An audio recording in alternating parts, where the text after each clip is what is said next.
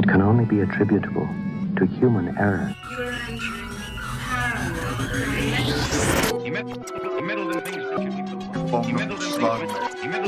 Where will we go next? This phantom from another time. No one, Mr. Mulder. That's it, man. Game over, man. Game over.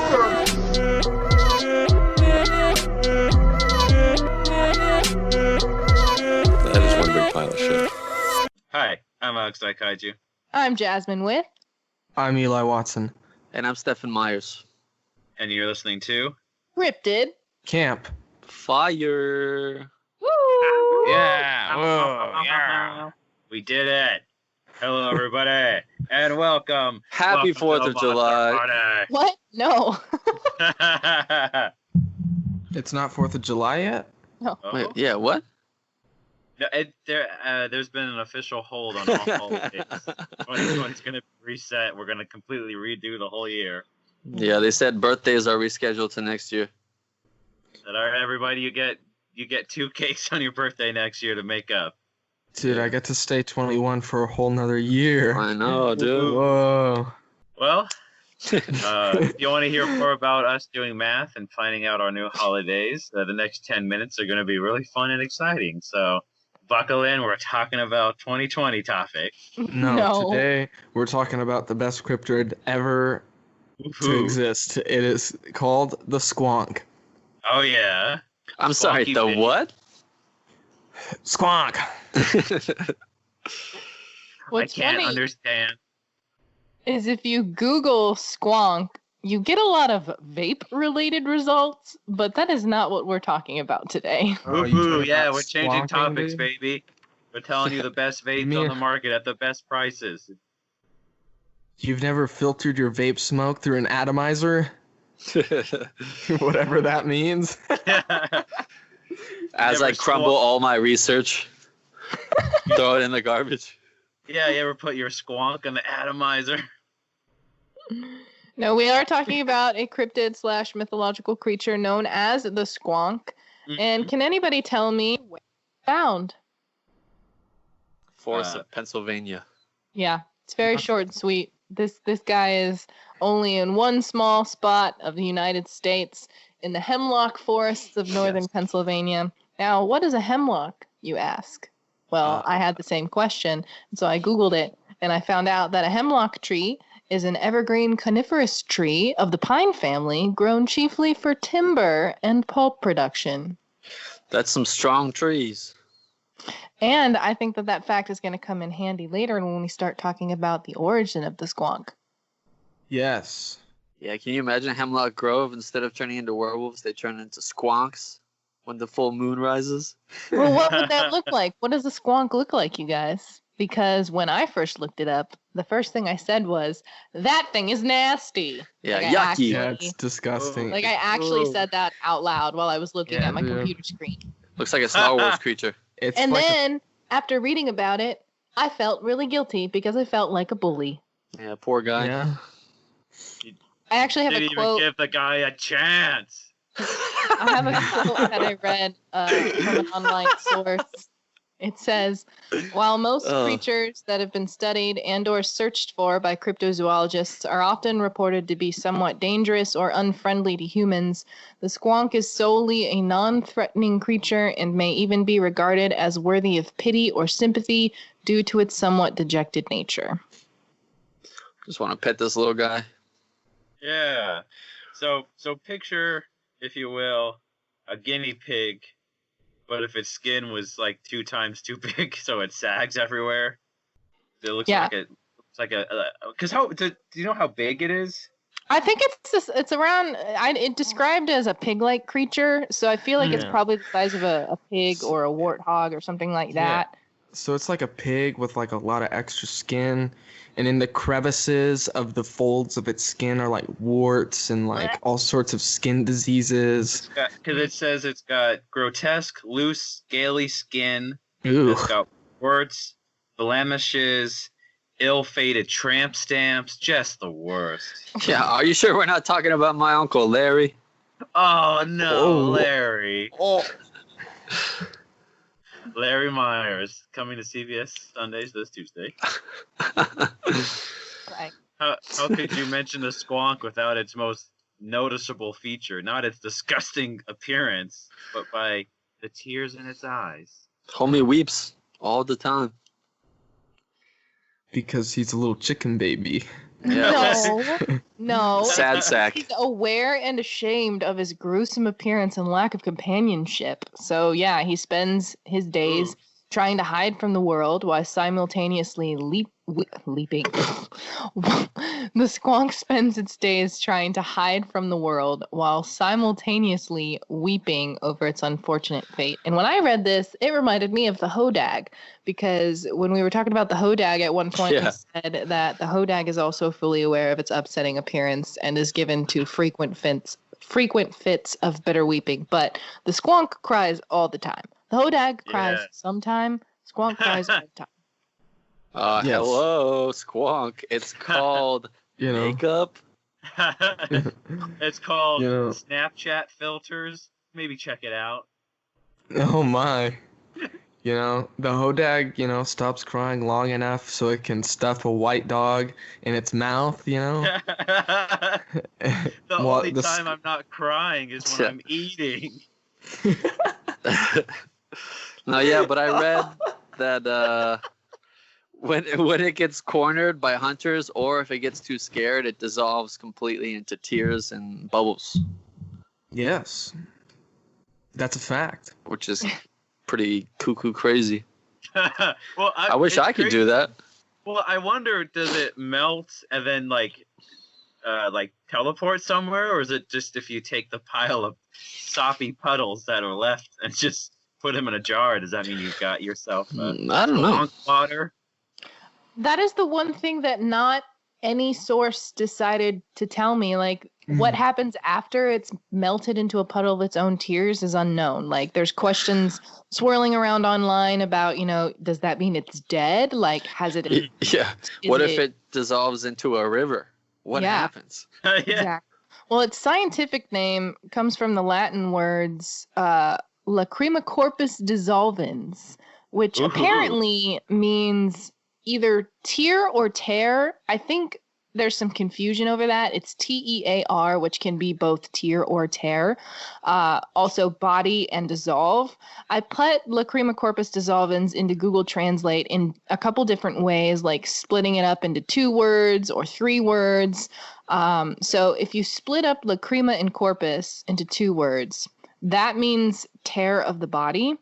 Dissolvens means loosen. Dissolvens means loosening.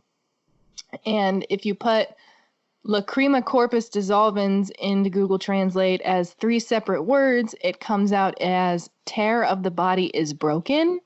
So I'm not exactly sure what the direct translation is, but putting it in different ways, we get different translations of body, dissolve, tear, tear, all that jazz. Mm-hmm.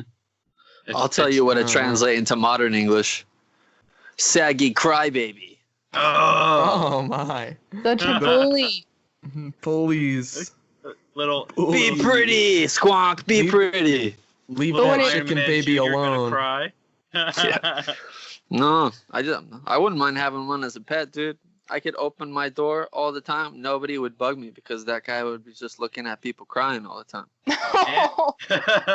And Nobody wants to talk to me because of my guard squonk. Oh my gosh. Oh, your guard squawk. Guard squonk. The missionaries are at the door. I'm like, come on, squonk. I open the door. Well, the easiest way to get a squonk is to track it on nights with a full moon, because the tears form glistening trails on the ground, and you can also follow the sounds of its sobs. That's how you find a squonk. Listen for the crying and look for the tears. Now here's something I'm wondering. Does it sound like a person when it's crying? Or does it sound like an animal? I don't know. That is a good I question. read that somewhere. Where did I read that? Is it, Because I feel like it would be pretty disturbing if it sounded like a person crying. Mhm. yeah. I You mean, know? especially because you think of like scary evil cryptids like Goatman who can mimic people's crying. Yeah. And you hear this. So yeah. So what does the squonk sound? Or is it like a Pokemon? Does it just say its name like squonk? Yeah. What does the squonk say? Hey. Squonk! Throwback. It's funny because, like Jasmine said, apparently they're easy to track because you just follow the soggy soaked ground. But hopefully it's tears, because as you mentioned, some of the Latin translates to loosening, and we can only hope that it has full bladder control. Very very observant of you. You got to go to the sources. Okay, listen to this. It says, the sound is a low note of pleading somewhat resembling the call of the cross-feathered snee. Oh. So what does a cross-feathered snee sound like? I have no idea. Snee! Alright, so what's the earliest account of a squonk? Where did we hear about the squonk? Who done it? Who did it? Aha! It was What year? 1910 Oh? by a man named William T. Cox, who wrote a book called Fearsome Creatures of the Lumberwoods. It's a little book filled with all kinds of creatures, but that apparently is the first time. The full title you got, Stefan? Yeah. Because I found that the full title was Fearsome Creatures of the Lumberwoods with a few desert and mountain beasts. Okay. That name is just like the most Wes Anderson sounding name ever. Should we adapt it into a movie? Yeah, with Bill Murray. He could play the squonk. Oh no. But please continue, Stefan. Okay. But yeah, 1910, our man William T. Cox wrote a story about a man named J.P. Wentling. And this J.P. went out and hunted the squonk, got it in a bag, and on his way home, he felt it getting lighter and lighter. And when he finally was like, this is crazy, what's going on? He put it down off his shoulder, opened it up, and inside were just bubbles and tears, baby. Oh, no. Homie wasted his whole day. Yeah, supposedly that story. So, like you said, the book came out in 1910. The story itself is supposedly supposed to have happened sometime in the early 1900s as well. So, not long before the book was written. Mr. Wentling apparently mimicked the squonk. I know we were talking earlier about like what sound does a squonk actually make. Well, whatever sound it supposedly makes can be mimicked by a person, because that's what drew the squonk into the sack and coaxed him to be captured.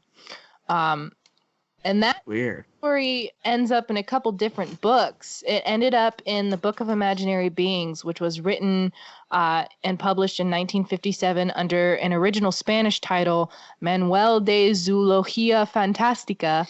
And then it was expanded in 1967 and 1969 in Spain to the final title, El Libro de los Seres Imaginarios. And then the English edition was created in collaboration with translator Norman Thomas Di Giovanni, which contains descriptions of 120 mythical beasts from folklore and literature. And then the squonk is also mentioned in another book called Fearsome Critters from 1939 by Henry H. Tryon. Did you guys read about this one? I did. I did not. Oh, yeah. So this book is mostly aimed at creatures of lumberjack folklore. And I mentioned earlier about the hemlock trees being good for timber and everything. And this legend dates back to the 19th century, when Pennsylvania's importance in the lumber industry was at its peak, relying heavily on hemlock trees. So I'm getting lots of Hodag vibes in that kind of, story. Bunch of crazy lumberjacks coming together to fight the common evil. But what's really interesting about this book is it has like a different backstory. So it does mention all of the stuff that we've already previously said about how it's ugly and it cries and it dissolves into a puddle of tears and whatever. But this is what the backstory. It says, The squonk is probably the homeliest animal in the world, and it knows it. The distribution was once fairly wide, the usual habitat being high plains where desert vegetation was abundant. History shows beyond dispute that as these areas gradually changed to swampy, lake-dotted country, the squonk was forced to take to the water. Of distinctly low mentality, it traveled constantly around the unaccustomed marshes in search of fodder, meaning food. With time, it developed webbing between its toes, but only on the submerged left feet. Hence, on entering the water, it could swim only in circles and never go back to shore. Fossil bones dredged from these lake bottoms reveal that thousands perished of starvation in this manner. And then it goes on to explain the modern day squonk as we've talked about it, being in Pennsylvania, bashful, only coming out in the twilight, ugly, all that jazz. I can't take it anymore. All the research I relate so much to the squonk, it hurts. Squonky boy, we love you. Oh, he's got a good personality. Give him a chance. Oh man, that's crazy though. Yeah, only Squonk one left. deserves the world. One web foot. Oh. There's really not much of anything else when it comes to researching the squonk. I mean, there's a lot of pop culture stuff that we're going to get into here in a minute, but when it comes to just like the origin story and the legend, I mean, there's no reported sightings. The only story we have is the J.P. Wentling story, and we don't even know if that's actually true. A lot of people think William T. Cox's book is just a work of fantasy containing fabricated tales, and it gets republished in other books that have to do with imaginary creatures. So it's highly possible that this was never considered to be a real thing, but there is the possibility that lumberjacks and hunters, who were the main source of early sightings, had just had encounters with malformed wild boars within the time period, because there has been no modern day sightings. But I'm of the belief. Go ahead, Eli. What did you want to say? Yeah, you're of the belief that this is the Hodag Part 4? Oh, Well, the reawakening. I don't think the squonk is like a hoax. I don't think it's like been meant to like trick people or earn money of any type or, you know, be manipulative or anything like that. My personal thoughts is that it came to be sort of like the Hodag did, out of lumberjack folklore and stuff like that. I think it was born out of storytelling. When we did our Hodag episode, I said some quotes from Lenwood Sharp, who is an amateur folklorist and editor of the website lumberwoods.com, which is where I found the text that I read today. You know, that little story that I just read about, you know, how it used to be in the water and whatnot, comes from lumberwoods.com. And they also have the full text of the J.P. Wentling story as well. He talked about folklore tending to develop among people who are relatively isolated. So there were no radios or television in the lumber camps. We already said that a lot of timber and lumber work was being done around the time that these stories were coming out. And they relied on each other for entertainment. All the men were expected to provide some kind of diversion. They would tell stories. It was a group effort, taking turns and trying to outdo the others through techniques like exaggeration, absurdity, and outrageousness, with the idea being to thrill, scare, just amuse, and entertain. So, like, that's where the squonk came from. I mean, the Hodag ended up being this whole big hoax because one guy decided to, you know, claim that he really saw it and make the creature out of whatever it was he made out of. But if you want to listen to that episode, go back to our Hodag episode and see what we're referencing. Yeah, pause right now, go back and listen, because this part is the quiz. This is the Pop quiz. But yeah, I mean, we only have that one real story of it being captured. I think it was a lumberjack folklore story.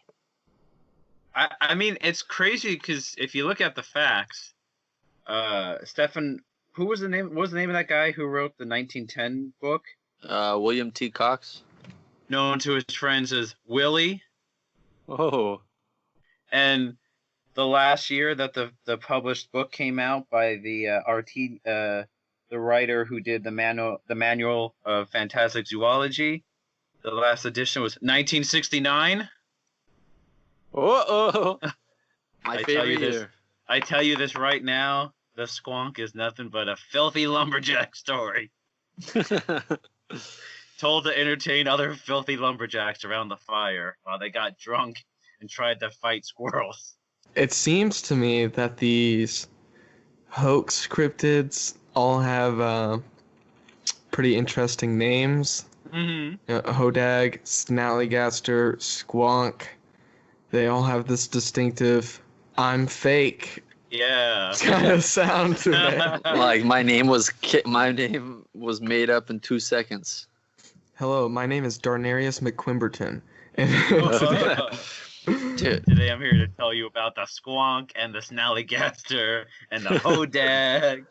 Alex, Yes. we've discussed this several times on the show before, and I'm sure I'll have to go back and make it like a supercut of what episodes our discussions Oh, yes, please. are in. But the video game, the Squonk would make for an interesting video game character for that cryptid game we were talking about. Yeah. Because he would be the only cryptid that could like teleport. You know, if we're going with he dissolves through his own tears like it's a portal, right? Mm-hmm. So you could like be able to cry and then teleport to a different location. Yes.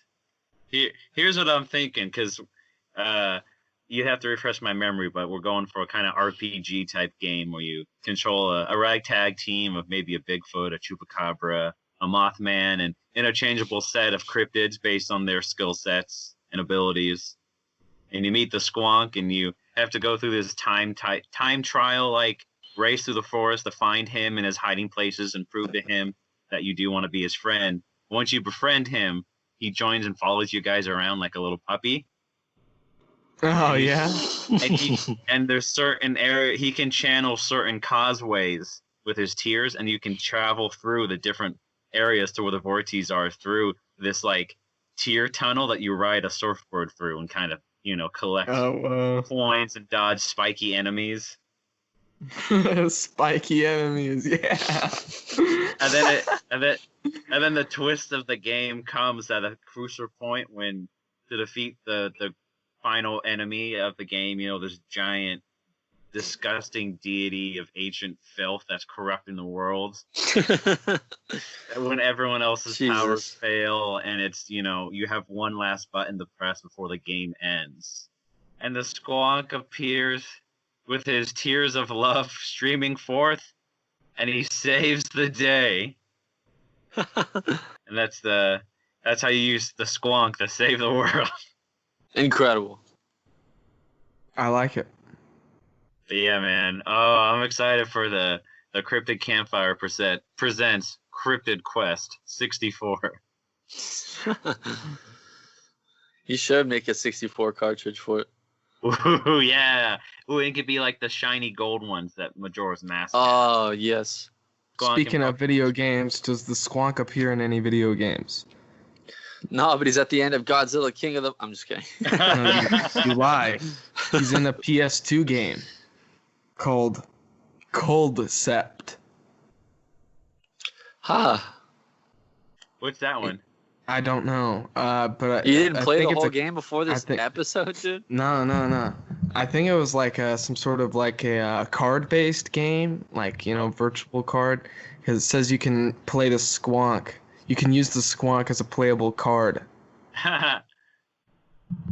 Whatever that means. But boom, there he is, video game presence. Yes. Nice. I was gonna say, yeah, Squonk shows up in a few pop culture things. He shows up in a video game, like Eli said. He shows up in a little cartoon we like to call Winx Club. Oh. Well, in name only, but there's a character called Squonk in. Do you guys ever see Winx Club? Is that the No. fairies? Yeah, it's like a show about these fairies, and I think it was like a Canadian show. I think the same company that does Total Trauma Island. Oh yeah. And but yeah, there's like a character. He's called Squonk, but he looks like a weird fuzzy rabbit. Oh, I see. The name appears. I got Steely Dan mentioned them. Really? A Mhm. Oh Squonk. yeah. Yeah, and their song, Any Major Dude Will Tell You. The lyric goes, have you ever seen a squonk's tears? Well, look at mine. Straight to the heart. I read into that song because, I mean, I'm not going to lie. There's a lot of songs in the world that say things that I don't understand. And so I was like, well, I read this line and I was like, well, what does that mean? So I did go to the Wikipedia page to read about the song and the band. And apparently, the song attempts to comfort the singer's friend who's going through a difficult time. So the friend that the singer is addressing has apparently gone mad and is in distress for some undisclosed reason. And then there's a biographer named Brian Sweet for Steely Dan who describes the theme of the song as one of madness and insecurity.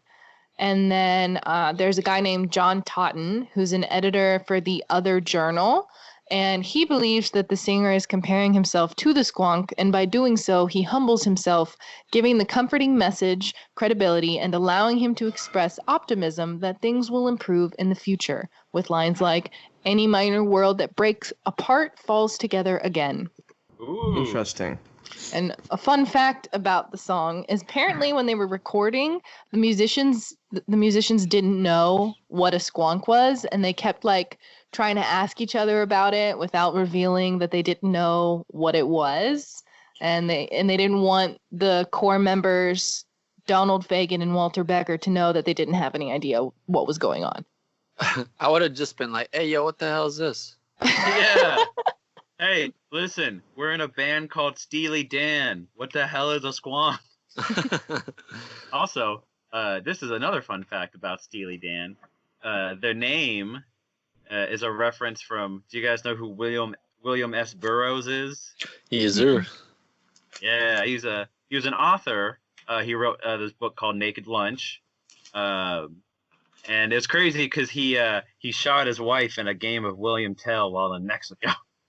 Whoa, Jesus. what? Yeah, well, William S. Burroughs is crazy, but I think in Naked Lunch there's an adult toy called Steely Dan, and that's what the band's a reference to. Nice. Oh, wild. Yeah, so Steely Dan. Well, on their album Trick of the Tail, the third track, by Genesis, the third track on that album is titled Squonk. Mm-hmm. Oh, that was it. Just that the song exists? That's all I you got. got to say about it, good sir? How dare you? Well, I also How looked dare you? that I went, because there wasn't a whole lot about the squonk itself, I really did dig deep into the pop culture references to find out fun facts about them and understand them completely. So I did listen to both of the songs that we've mentioned already. And this one by Genesis, it's literally titled Squonk, and it's literally just a retelling of the story of J.P. Wentling. Like, one of the verses says this: walking home that night, the sack across my back, the sound of sobbing on my shoulder, when suddenly it stopped. I opened up the sack, and all that I had, a pool of bubbles and tears, just a pool of tears. It's like a dramatic, poetic retelling of the squonk legend. And I just think that's extremely interesting that they were just like, hey, you know what? There's this really obscure legend about this really ugly creature. Let's just write a song about it. Hey, when you got it, you got it. It's a jam though. I liked the sound of it. I also came across a interesting rap that mentions the squonk by MC Frontalot? Yeah. Yes, dude. You should check out the song Stoop Sale by MC Frontalot. If you guys, pause the podcast and check that out. Ooh, yeah. Did you know who he was before this? I did, but I didn't know he had a song that mentioned the squonk. Did you listen? Oh, so you didn't know before I said it, or you didn't know before your research? I didn't know before I researched. Okay. Did you listen to the whole song then when you read about it? Okay. No. I did. It's a very interesting number. It's literally a rap about cryptids.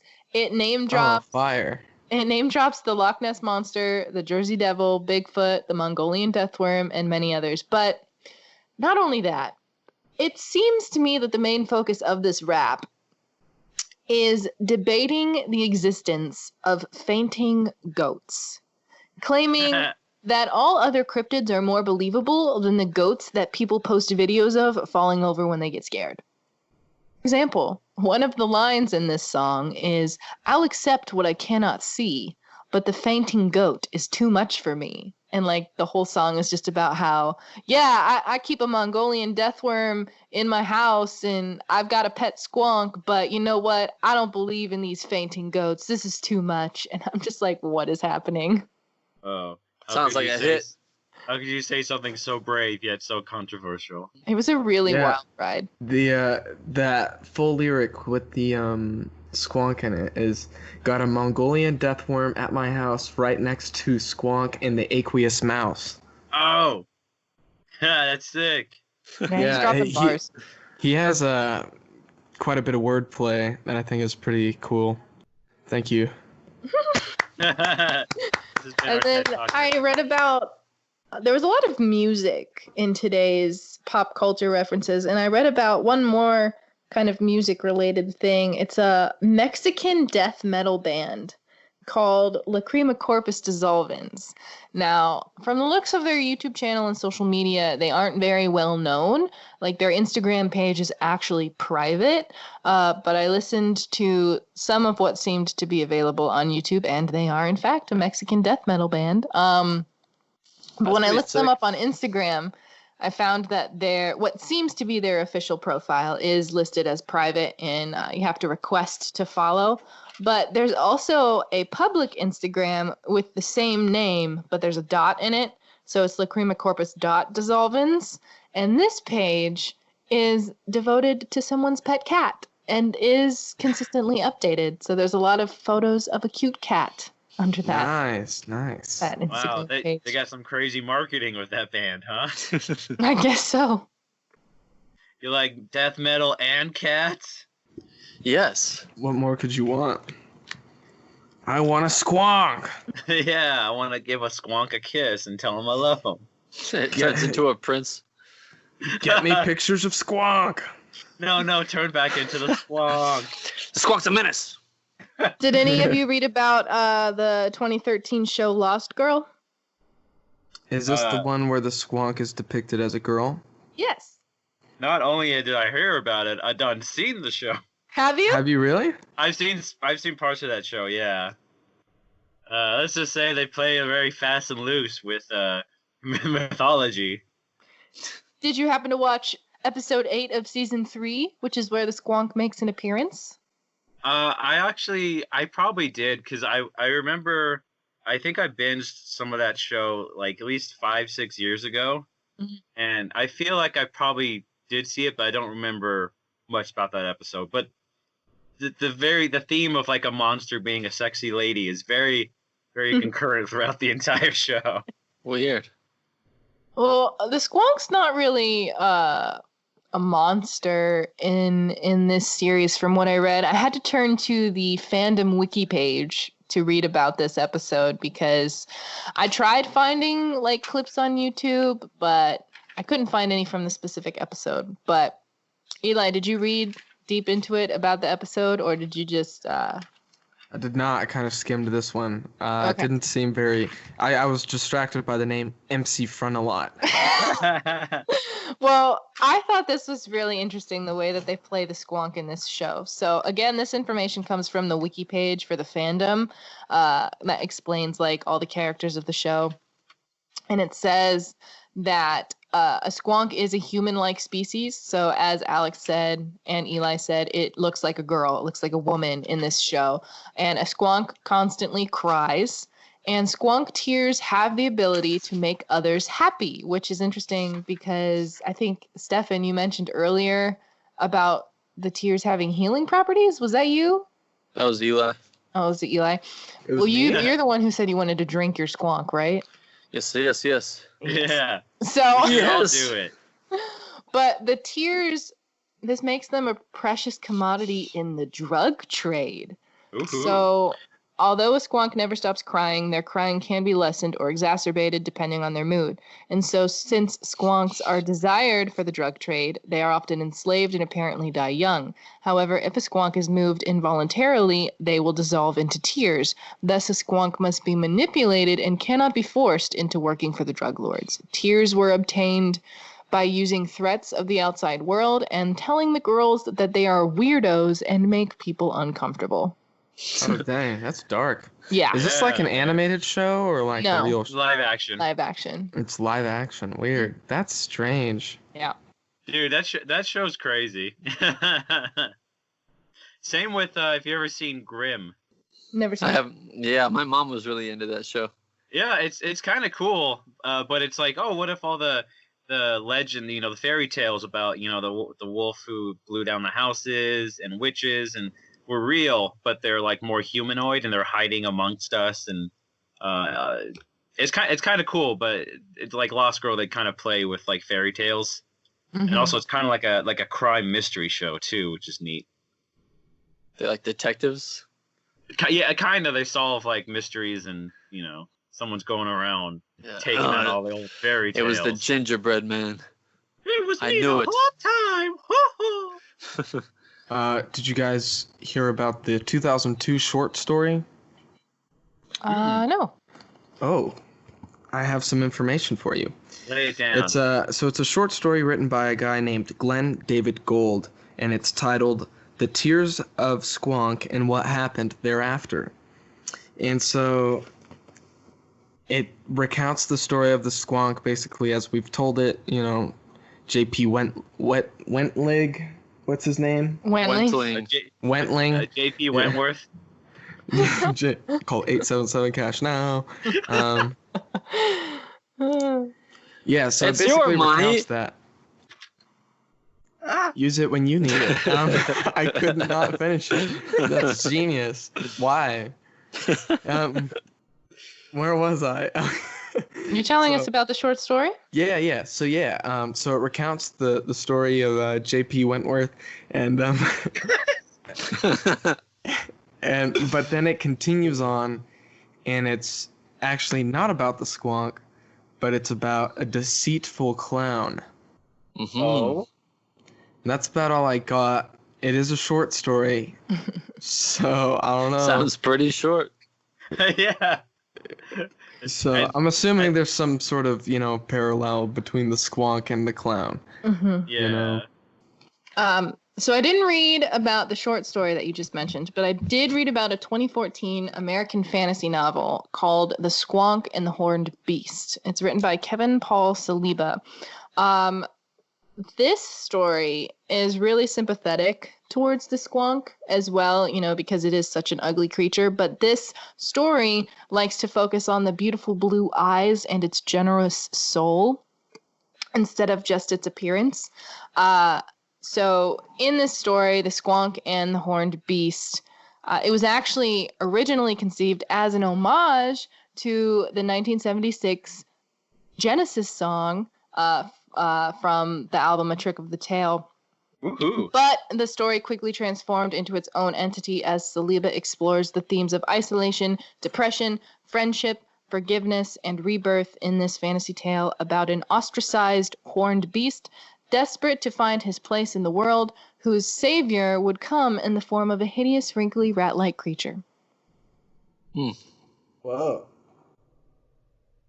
Sounds pretty crazy. Yeah, nice. Mm-hmm. I'd say we put it on the Cryptid reading club.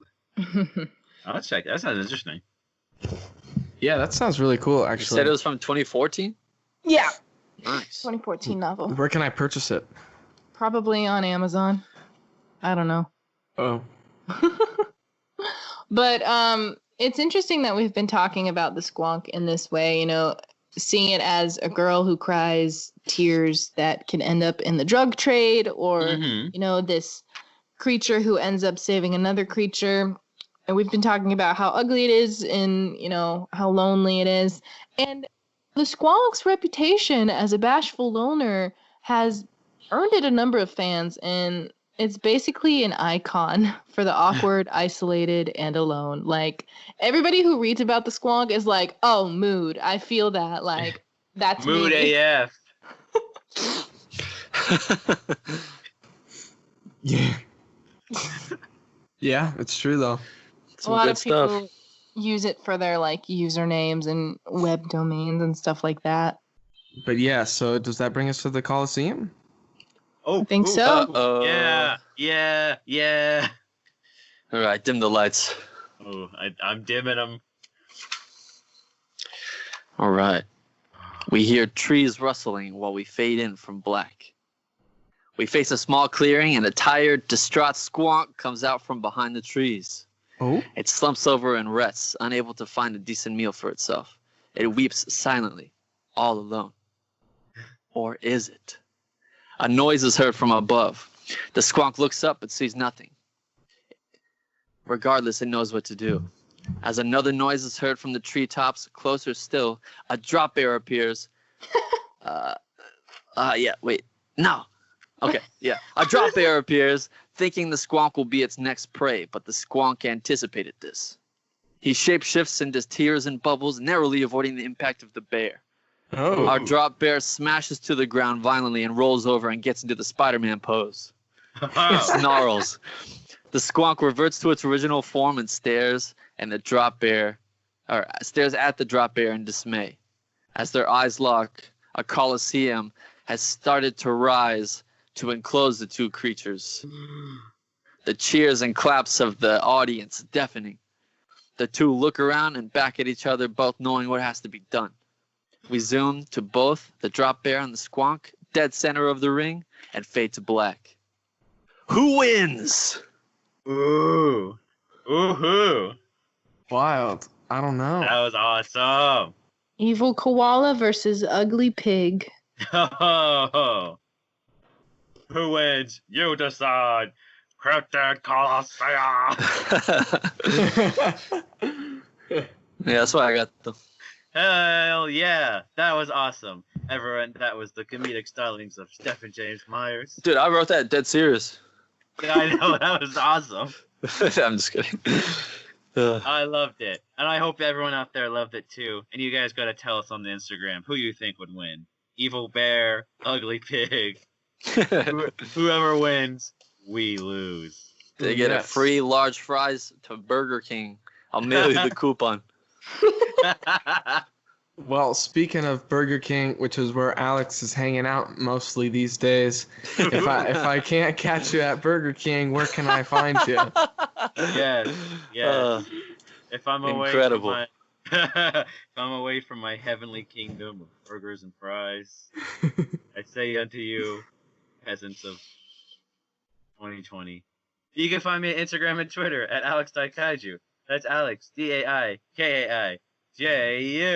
Woohoo! Woohoo! And my sources today was medium.com, songfacts.com, and atlantisobscura.com. And, well, if I wanted to, climb aboard the Hollywood sign and see what's going on, I say, Jasmine Nowith, tell us a thing. Tell us a thing. You can find me on Twitter and Instagram as well. My name is the same on both platforms. It's Jasmine Maywith, JasmineMaewith. Today's information came from Coast to Coast AM, Phantoms and Monsters, Mysterious Universe, Atlas Obscura, Lumberwoods.com, American Myths, Legends, and Tall Tales, an encyclopedia of American folklore via Google Books, Anomalian, plus some Reddit, Wikipedia, and Amazon pages. Woohoo. Stefan, thing, go. A thing. Okay, thing. No. So my sources from today. Actually, I should probably do my Instagram first, huh? Yeah. Who the hell are you? Okay. I'm together. Yeah, you can find me on Instagram at Myers Stefan. That's MYERSSTEFFEN. And my research from today's episode came from our boy William T. Cox's book, Fearsome Creatures of the Lumberwoods, and also that other stuff Alex said. I don't remember the subtitle. Me neither. Mysterious Universe and Fearsome Critters by Henry H. Tryon. And that's it. Woohoo! And finally, Eli, the man behind the king's speech. Tell us a thing about a thing. You can find me at the Eli Watson on Instagram. And my sources for today came from Wikipedia. The Cryptids Wiki. This is not sounding good. You're like, and that's it. Medium.com and Mysterious Universe. Yes. It was a fun episode. But you can also check out Cryptid Campfire on all the social medias, Instagram, Facebook, Twitter. Follow at Cryptid Campfire. Yes, Woohoo. yes. You can even visit cryptidcampfire.com, where you can get your official Cryptid Campfire t-shirt.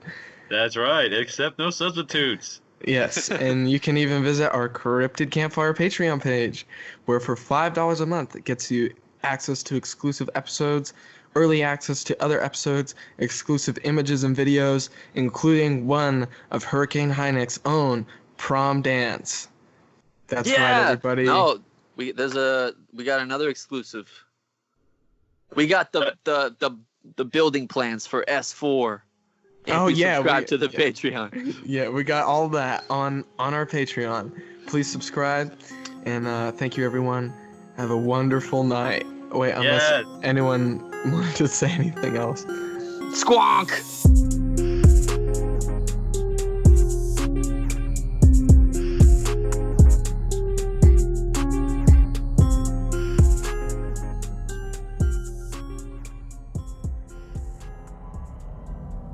This podcast is a part of Straight Up Strange Productions. Discover more shows like this one at straightupstrange.com.